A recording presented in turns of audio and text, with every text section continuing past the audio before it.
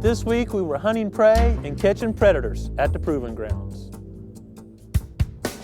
GrowingDeer.tv is brought to you by Bass Pro Shops.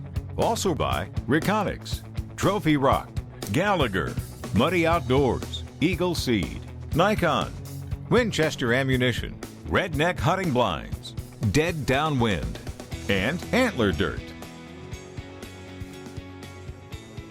One afternoon I selected a stand right on the edge of a bedding area with some major food plots just downhill from me.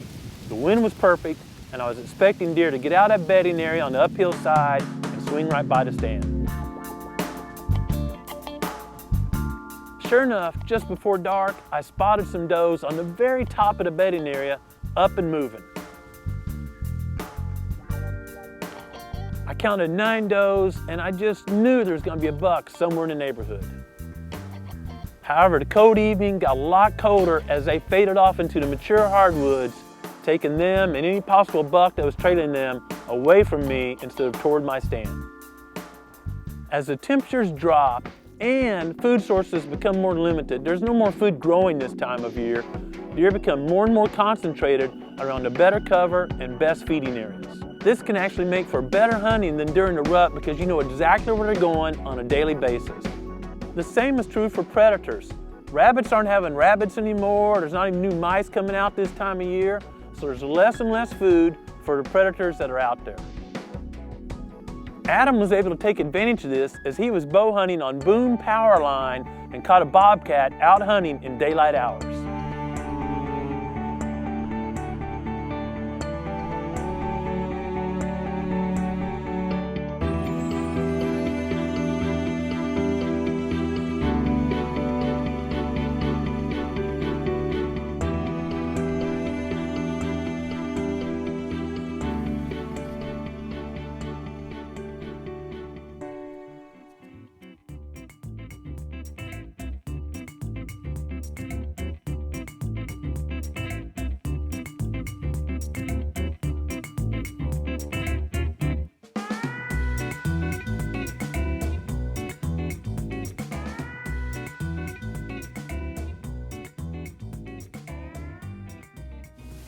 He'll probably bed down right there.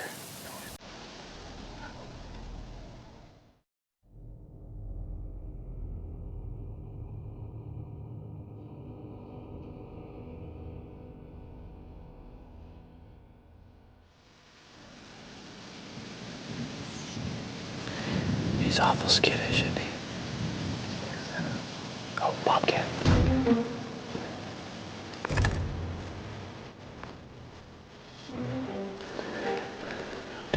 You go on the other side of the tree.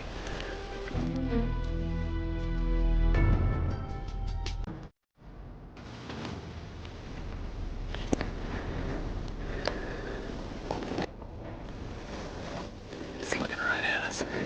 Are you on it? I'm just gonna have to draw and hope it stays.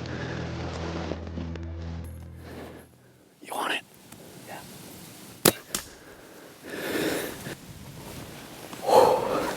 Jeez. That was awesome. Hey,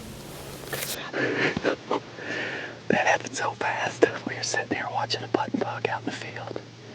I caught movement 25 yards, looking right at us.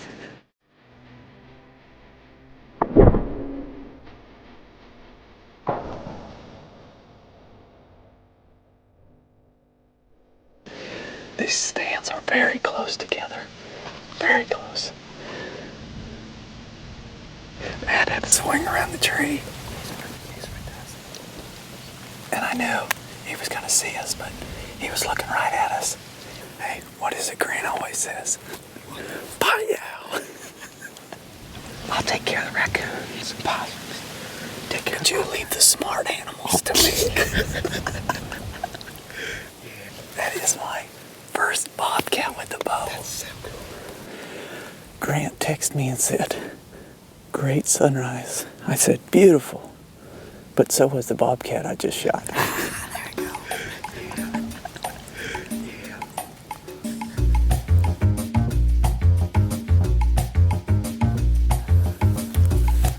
Wow.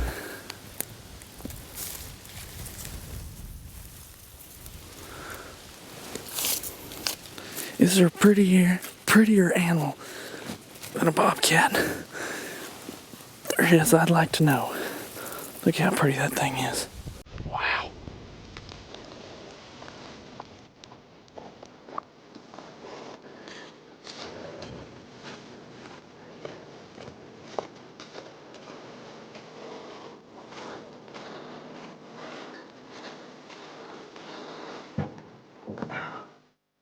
As much as I enjoy it, harvesting a few predators while you're out deer hunting will not do much to balance the predator-prey population if it's out of balance. It really takes a concerted effort of trapping and predator calling to reduce that predator population and get it back in balance with the prey species. That's one reason we designed match research to see what's the simplest and most effective way for landowners like you and me to catch raccoons on a sustained basis. Minus the bucket 9. You were counting the bucket and all, weren't you? I was. 9 pounds. Yearling male, probably dispersing into the property, young weight. And the difference between fur trapping and predator trapping, predator removal, is you got to trap every year because predators really disperse a lot. Those males are going to fill up those voids. We're almost to breeding season for coons, not quite. These young males are going to be moving these ridge tops a lot. And if you create a void, they're going to move in. So every year, the closer to turkey or fawning season, the better. Missouri's season stops at the end of January. I'd love to be able to trap all the way to fawning and nesting season to do a better job of protecting turkey and deer.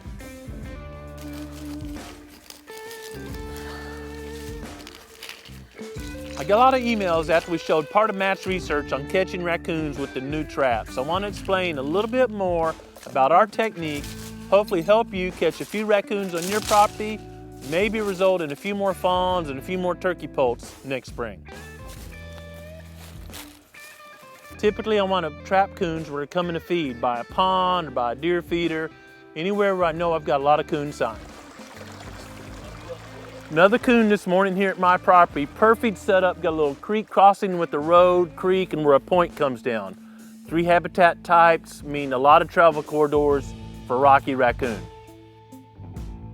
I use 2 types of traps when I'm catching raccoons and possums. One is this Duke dog-proof trap. I really like it because the way it's designed, a dog can't get his paw in there. Coons and possums got no problem. Occasionally you'll catch a skunk, might catch a gray fox. But you can set these around deer feeders or houses and have no worries about catching a deer or somebody's pet.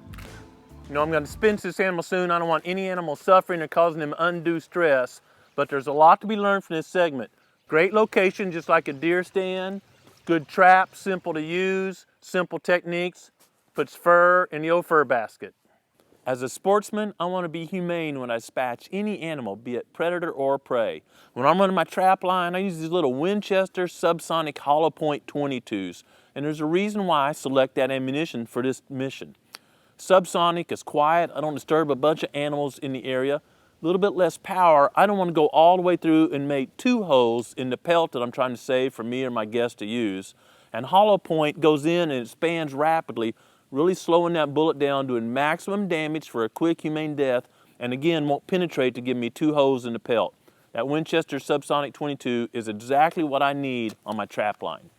And when you're dispatching a raccoon, you want to hit it right in the forehead, not on the sloping part, because sometimes it would ricochet off that sloping part. So make sure you take your time, be steady, put the shot right here for humane dispatch of the animal.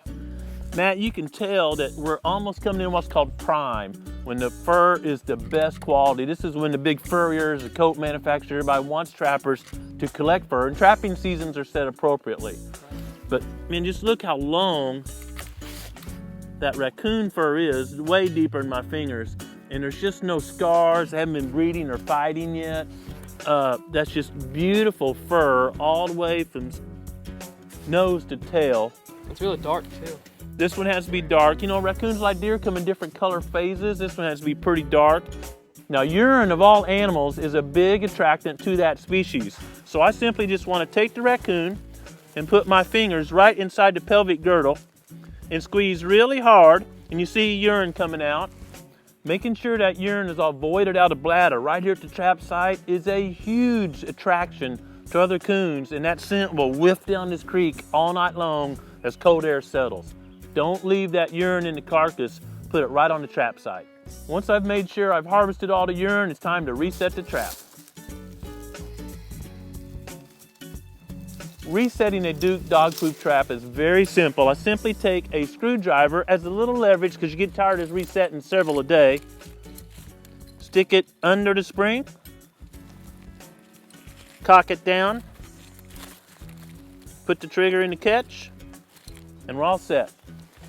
I'm going to stick this close as I can in the rocks here to the water line where I just removed the urine and the road crossing right here. Again, 3 travel corridors coming into one. Be on site just like you want your deer stand, on location. And I'm just using their cheap dog food or cheap cat food as a bait. I found that less expensive pet foods have a stronger odor, and it's all about odor. Raccoons, possums just want a cheap meal. I'm just gonna fill the trap full. Yep. I like a really small kibble or piece size so to get all in there and around the trigger mechanism. If it's got great big old chunky squares, the coon will just reach in and get one, may not get all the way down to the trigger. So small bits make them work the trap harder, better chance of getting caught. An additional technique I started doing a couple years ago is just placing a can over the top of the trap. It fits very loosely. Coon can clearly flip it off. This coon flipped it off last night, and that keeps crows, squirrels, non-target animals out of your trap, and if it rains, it keeps your bait from turning into a soggy mush. No problem with scent because I got the Hansel Gretel food everywhere. A can over your trap will unequivocally result in more catches. The Duke dog-proof trap and the cage trap have both proven very effective at catching raccoons and possums here at the Proving Grounds. In addition to chase and prey, I hope you get to get out and set a few traps for predators this year. You'll be rewarded with some great pelts, some awesome experiences, and maybe a few more fawns and turkey poults this spring. Thanks for watching GrowingDeer.tv.